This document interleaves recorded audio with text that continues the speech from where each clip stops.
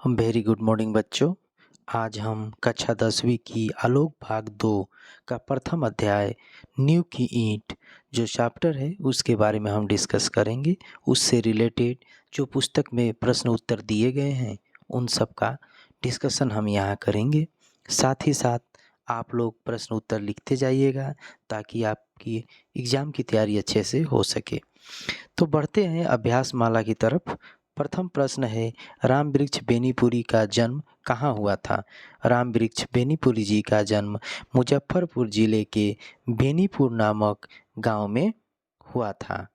अगला प्रश्न, बेनीपुरी जी को जेल की यात्रा क्यों करनी पड़ी? भारतीय स्वतंत्रता सेनानी के रूप में भाग लेने के कारण बेनीपुरी जी को 1930 से 1942 ईस्वी तक जेल की यात्रा करनी पड़ी थी। बेनीपुरी जी का स्वर्गवास कब हुआ था? बेनीपुरी जी का स्वर्गवास 1968 ईस्वी में हुआ था। चमकीली सुंदर सुघड़ इमारत वस्तुतः किस पर टिकी होती है? चमकीली सुंदर सुघड़ इमारत नींव की ईंट पर टिकी होती है। अगला प्रश्न है, दुनिया का ध्यान सामान्यतः किस पर जाता है? तो दुनिया का ध्यान सामान्यतः कंगूरे की ईंटों पर जाता है। अगला प्रश्न, नींव की ईंट को हिला देने का परिणाम क्या होगा? तो नींव की ईंट को हिला देने का परिणाम भयानक होगा। कारण नींव की ईंट अगर हिल जाती है तो पूरा इमारत जो है वो पूरी तरह से धराशायी हो जाती है, गिर जाती है। अगला प्रश्न है, सुंदर सृष्टि हमेशा क्या खोजती है? सुंदर सृष्टि हमेशा बलिदान खोजती है। यह प्रश्न काफ़ी इम्पोर्टेंट है और बहुत बार यह परीक्षा में आ चुका है। इसे हम स्टार मार्क दे सकते हैं। अगला प्रश्न, लेखक के अनुसार गिरजाघरों के कलश वस्तुतः किनकी शहादत पर से चमकते हैं? तो उत्तर होगा, जिन्होंने ईसाई धर्म का प्रचार के लिए चुपचाप अपना बलिदान दिया और मौन सहन करके भी धर्म प्रचार में लगे रहे। गिरजाघरों के कलश वस्तुतः उनके शहादत से ही चमकते हैं। आज किस लिए चारों ओर होड़ा होड़ी मची है?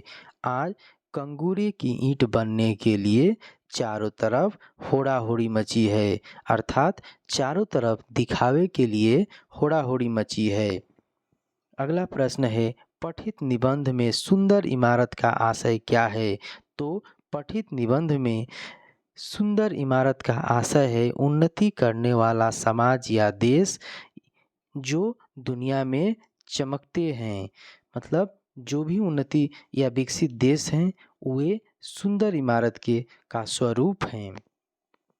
अगला प्रश्न, अति संक्षिप्त उत्तर दो, मनुष्य सत्य से क्यों भागता है? तो उत्तर है, सत्य कठोर तथा भद्दा होता है। मनुष्य इसी भद्देपन से भागता है, इसलिए वह सत्य से भागता है। जो कठोरता से भागते हैं वे सत्य से भी भागते हैं। अगला प्रश्न, लेखक के अनुसार कौन सी ईंट अधिक धन्य है? तो लेखक के अनुसार वह ईंट धन्य है जो जमीन के 7 हाथ नीचे जाकर गड़ जाती है और चमकीली इमारत की पहली ईंट बनी जिस पर पूरी इमारत टिकी रहती है। अगला प्रश्न, नींव की ईंट की भूमिका क्या होती है? नींव की ईंट की भूमिका किसी के साथ तुलना नहीं किया जा सकता। नींव की ईंट जिस प्रकार पूरी इमारत को पकड़कर खड़ा रखने में सहायता करती है उसी प्रकार समाज के लिए चुपचाप बलिदान देने वाले नवयुवकों को इनसे तुलना किया गया है। अगला प्रश्न है, कंगूरे की ईंट की भूमिका स्पष्ट करो। समाज के ऊंचे पदों में काम करने वाले के यश कमाने का प्रतिनिधित्व करती है कंगूरे की ईंट। लेखक इससे कहना चाहते हैं कि समाज की भलाई के लिए परिश्रम करते हैं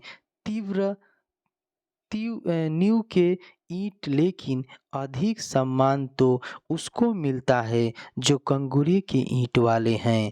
आज के लिए यह बिल्कुल सत्य है। अर्थात कंगूरे की ईंट मतलब जो दिखाई देने वाले ईंट हैं, उनकी भूमिका, उनका दिखावापन आज के समाज में ज़्यादा है। कोई भी नींव की ईंट नहीं होना चाहता। अगला प्रश्न, शहादत के लाल सेहरे कौन से लोग पहनते हैं और क्यों? सुंदर सुंदर इमारत निर्माण के लिए कुछ लाल चेहरे वाले पक्की ईंटों की ज़रूरत होती है, जो अपने को मौन बलिदान देकर मिट्टी में गड़ जाती है। ठीक उसी प्रकार सुंदर समाज निर्माण करने के लिए ऐसे लाल चेहरे वाले लोगों का बलिदान होना चाहिए। लेखक ने ऐसे लोगों को शहादत का लाल पोशाक पहनने वाला कहा है। अगला प्रश्न है, लेखक के अनुसार ईसाई धर्म को किन लोगों ने अमर बनाया और कैसे? लेखक के अनुसार ईसाई धर्म को अमर बनाने के लिए उन सृष्टि धर्म प्रचारकों को माना जाता है, जिन्होंने धर्म प्रचार के लिए चुपचाप अपना बलिदान दिया और कुछ मौन सहन करके धर्म प्रचार में लगे रहे।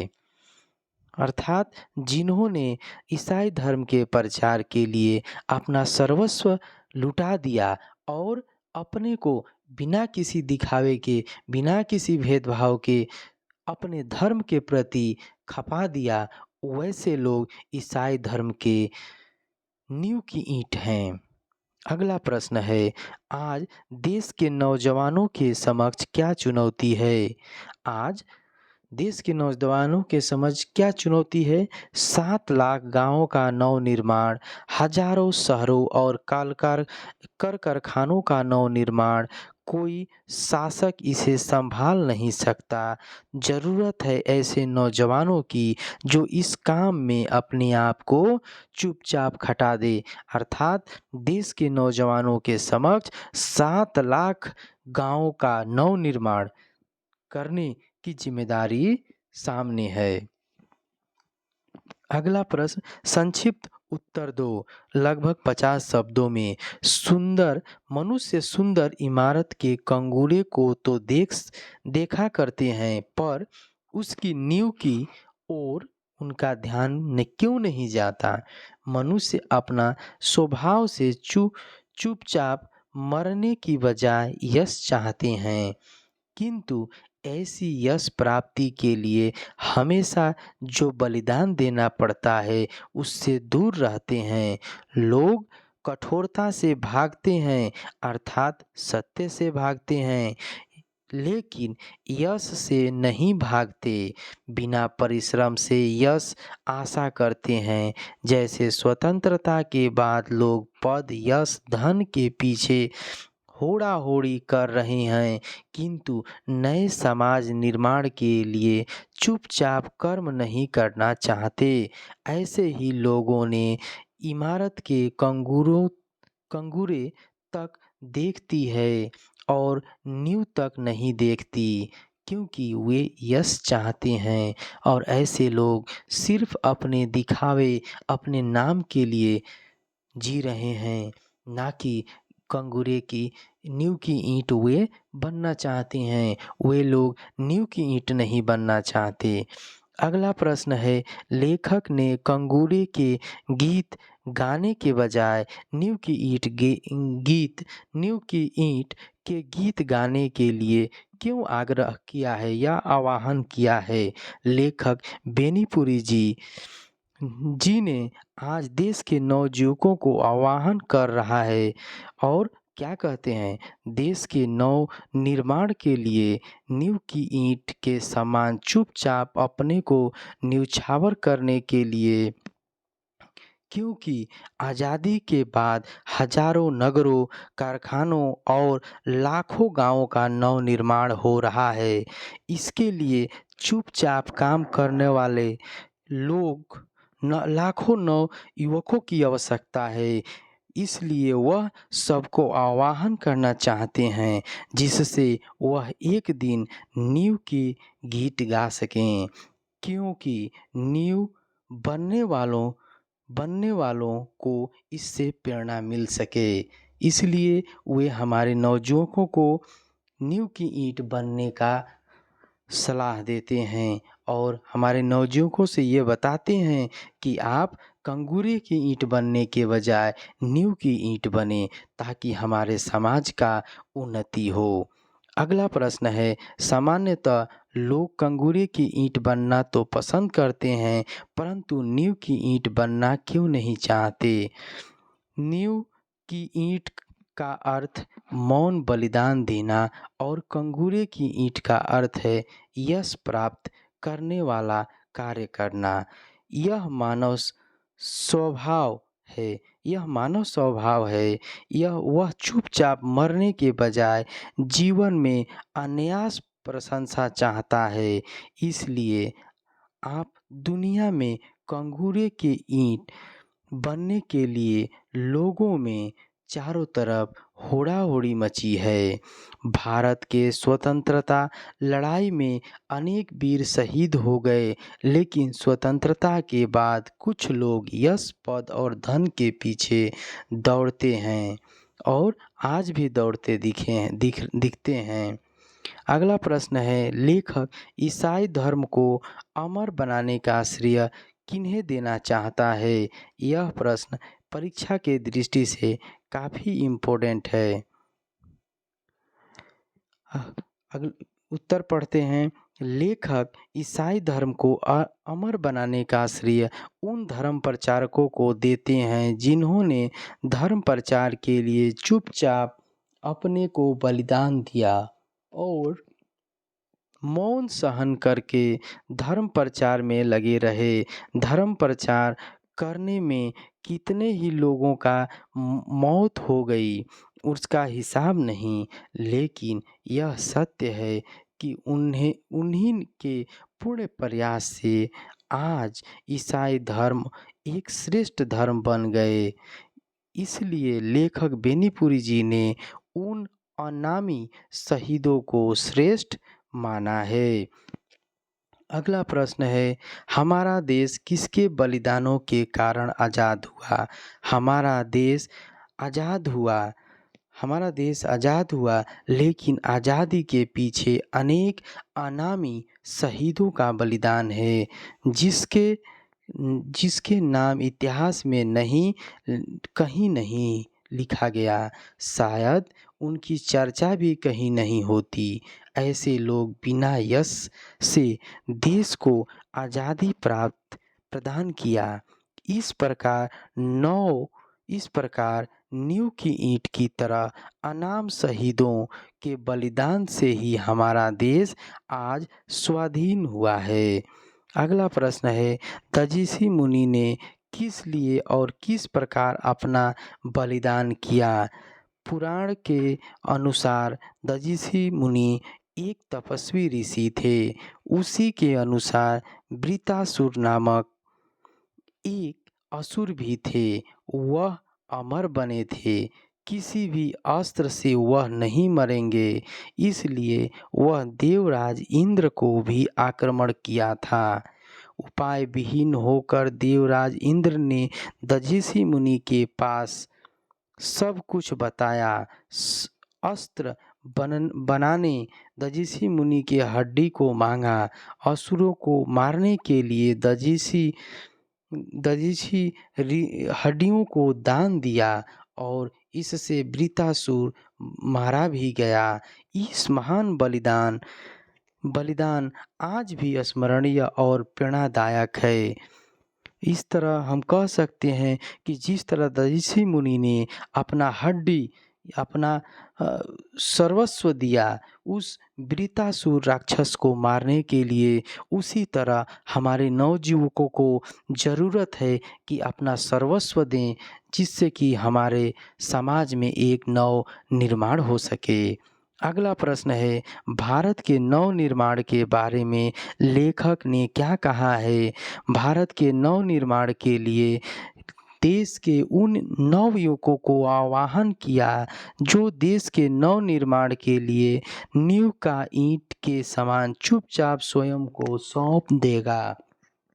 क्योंकि लेखक आज़ादी के बाद हजारों नगरों, कारखानों, गांवों को नवनिर्माण देखना चाहता है।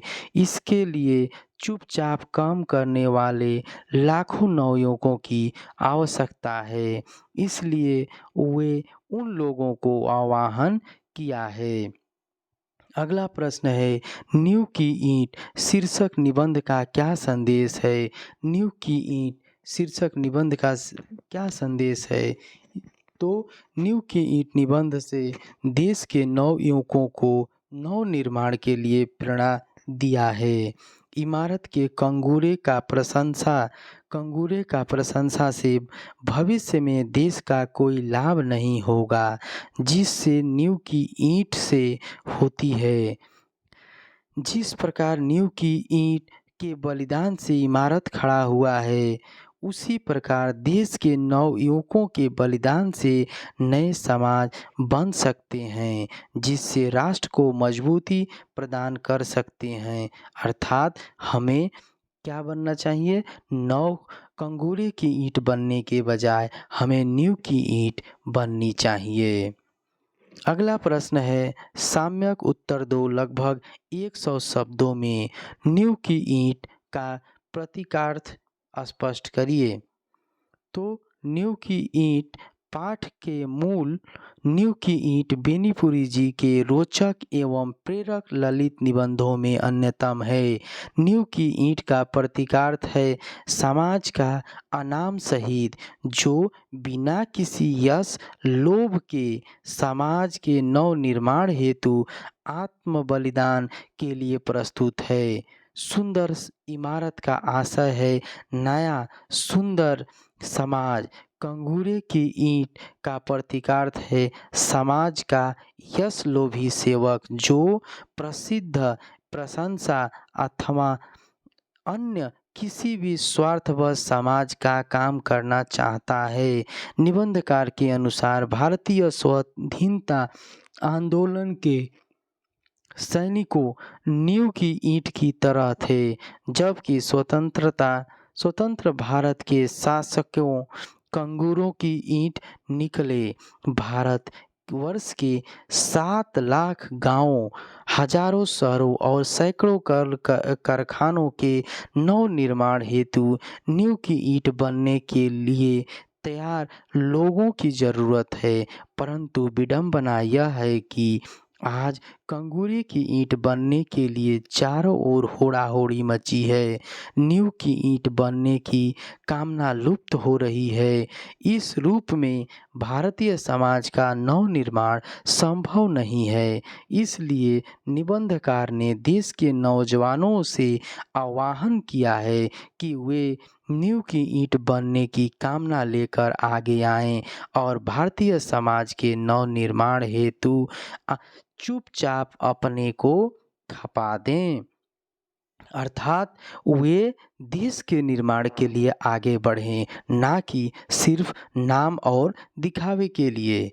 अगला प्रश्न है, कंगूरे की ईंट के प्रतीकार्थ पर साम्य प्रकाश डालो। कंगूरे की ईंट का अर्थ यश देने वाले कार्य करना है। साधारणतः मनुष्य चाहते हैं बिना परिश्रम तथा चुपचाप मरने के बजाय यश लाभ करना। इसी कारण स्वतंत्रता के बाद कुछ लोगों ने यह पद तथा धन के लिए होड़ा-होड़ी में लग गए। बाद में लोगों ने इस पर अधिक आकर्षित हुए थे। वे देश के लिए कोई काम करना नहीं चाहते। कंगूरे की ईंट समाज के ऊंचे पदों के काम करके यश कमाने वाले लोगों का प्रतिनिधित्व करती है। लेखक इससे उजागर करना चाहता है कि समाज के मजबूती पर मौन बलिदान देने वालों से अधिक सम्मान ऊंचे पद पर सुशोभित लोगों को मिलता है। हमें चाहिए कि समाज के नव निर्माण के लिए मौन रूप से बलिदान करने वालों को प्रोत्साहन दें और उन्हीं का योगदान भी करें, कंगूरे वालों का नहीं।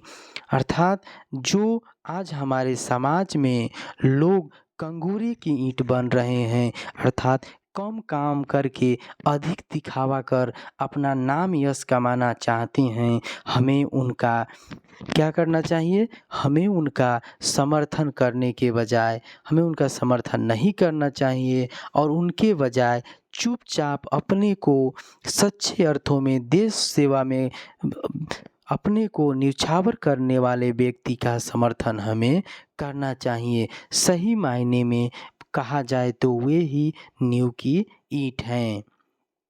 अगला प्रश्न है, हाँ, शहादत और मौन मुख समाज की आधारशिला यही होती है का आशय बताओ। शहादत और मौन मुख को ही समाज का आधारशिला माना जाता है, क्योंकि इसी से ही समाज नव निर्माण होती है। यदि समाज में चुपचाप काम करने वाले लोग न हो तो कोई काम नहीं हो सकता। आज समाज में हजारों शहरों और कारखानों का निर्माण होता रहता है, नई समाज निर्माण होती रहती है। कोई शासक अकेले यह नहीं कर सकता। इसके लिए ऐसे नौजवान जो अपने आप को चुपचाप इस काम में सौंप दे, ऐसे नौजवानों की आवश्यकता है। अतः यह स्पष्ट है कि मौन बलिदान ही समाज की वास्तविक आधारशिला है।